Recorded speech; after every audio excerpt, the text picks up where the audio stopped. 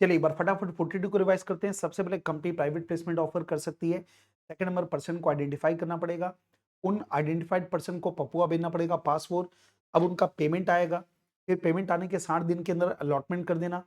फिर आप जब अलॉटमेंट करोगे तो रिटर्न ऑफ अलॉटमेंट आरओसी को फाइल कर देना। फिर वो जो पैसा आएगा उसको सेपरेट बैंक अकाउंट में जमा कर देना। इसके बाद पब्लिक एट लार्ज को इसके बारे में आपको नहीं बताना है। फिर आप फ्रेश ऑफर करोगे तभी जब पुराना ऑफर कंप्लीट हो गया हो, और अगर आपने इनका कंटर्मेशन किया तो इसको पब्लिक ऑफर माना जाएगा और पब्लिक ऑफर का लॉ एप्लीकेबल होगा।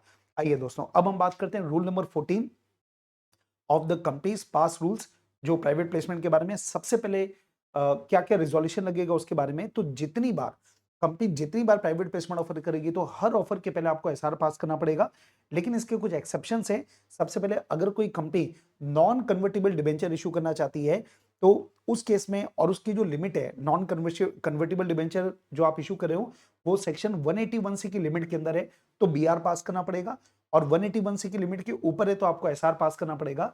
लेकिन SR pass once in year is sufficient for all the private placement made during that year. मतलब बार बार एसआर पास करने की आवश्यकता नहीं होगी।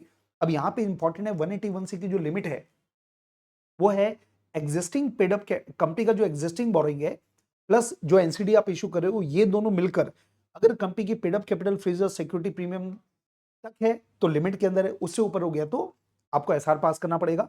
सेकंड नंबर है कि अगर कोई कंपनी क्वालिफाइड इंस्टीट्यूशनल बायर्स को अगर आप इशू करना चाहते हैं तो उस केस में इनके लिए भी आपको एक बार साल भर में एसआर पास कर लोगे तो वो बिल्कुल सफिशिएंट होगा।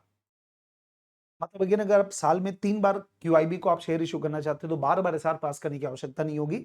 फिर अगला पॉइंट है कि अगर कंपनी प्राइवेट प्लेसमेंट ले रही है उन कंट्री के सिटीजन या जो भी बॉडी कॉर्पोरेट हैं जिनकी कंट्री का हमारे कंट्री के साथ लैंड बॉर्डर शेयर होता है, तो उस केस में उन लोग को इन्वेस्ट करने के पहले हेमा के अंतर्गत सेंट्रल गवर्नमेंट की अप्रूवल लेना पड़ेगा। फिर रूल 14 का सेकंड नंबर पॉइंट है कि जो ऑफर है वो मैक्सिमम आप एक फाइनेंशियल ईयर में 200 लोग को कर सकते हैं।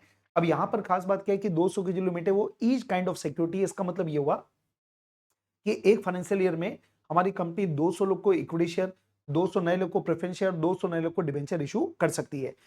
फिर ये जो लिमिट है वो 2 लोग के लिए एप्लीकेबल नहीं होगी, मतलब वो लोग कितने लोगों को भी चाहे प्राइवेट प्लेसमेंट कर सकती है। पहला है एनबीएफसी जो आरबीआई के साथ रजिस्टर्ड है, दूसरा हाउसिंग फाइनेंस कंपनी जो कि नेशनल हाउसिंग बैंक के साथ रजिस्टर्ड है। लेकिन इनको एग्जाम्पशन तभी होगा जब आरबीआई या नेशनल हाउसिंग बैंक की गाइडलाइन कोई प्राइवेट प्लेसमेंट के बारे में वो ये कंप्लाई करते हैं। लेकिन अगर आरबीआई लोगों ने कोई इनके बारे में गाइडलाइन नहीं निकाली है तो उनके ऊपर भी 42 का लॉ एप्लीकेबल होगा। फिर अगला पॉइंट है, जो प्राइवेट प्लेसमेंट ऑफर होता है पपुआ, तो पपुआ सिलेडी नंबर होगा और उन्हीं पर्सन को एड्रेस किया जाएगा जिनका नाम कंपनी ने रिकॉर्ड करके रखा है। और जब नाम रिकॉर्ड कर दिया गया है उसके 30 दिन के अंदर उनको कंपनी को उनको एप्लीकेशन फॉर्म देना पड़ेगा। और जो लोग कंपनी ने जो पपुआ होगा फॉर्म होगा वो उन्हीं को एड्रेस किया जाएगा और वो लोग ही केवल एप्लीकेशन कर सकते हैं, कोई दूसरे लोग इसके बेस पे एप्लीकेशन नहीं कर सकते। फिर कोई भी कंपनी जो प्राइवेट प्लेसमेंट ऑफर होती है उसको आरओसी के पास बीआरएसआर पास जब फाइल करेंगे उसके बाद ही आप पपुआ इशू कर सकते हो। मतलब देखो, आपने या तो बीआरएसआर पास किया, पहले बीआरएसआर आरओसी को फाइल करो, उसके बाद ही आप फॉर्म नंबर पासपोर्ट जिसको हम पपुआ बोलते हैं या आप लोगों को दे सकते हैं, आइडेंटिफाइड पर्सन को।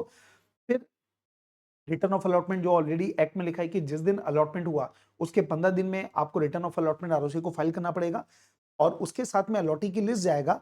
इस लिस्ट में जो जो अलॉटी है उनके नेम हो गया, एड्रेस हो गया, परमानेंट नंबर हो गया, ईमेल आईडी हो गया, कौन सी सिक्योरिटी उनको हम ऑफर कर रहे हैं, फिर जिस दिन बीआर किस दिन पास हुआ, नंबर ऑफ सिक्योरिटी कितना है, वो सब इनको बताना पड़ेगा। और एक कंपनी को जो प्राइवेट प्लेसमेंट ऑफर है उनका कंप्लीट रिकॉर्ड मेंटेन करना पड़ेगा। और आखिरी पॉइंट है कौन से बैंक अकाउंट से पैसा आएगा। तो यहाँ पे लॉ मेकर ने बोला कि सब्सक्रिप्शन मनी जो है वो सब्सक्राइबर के बैंक अकाउंट से आना चाहिए। अगर जॉइंट होल्डर है तो जो फर्स्ट होल्डर है उसी के बैंक अकाउंट से पैसा आना चाहिए। और लेकिन अगर कोई कंपनी अपना प्राइवेट प्लेसमेंट करिए for consideration other than cash तो उसके ऊपर ये लॉ एप्लीकेबल नहीं होगा।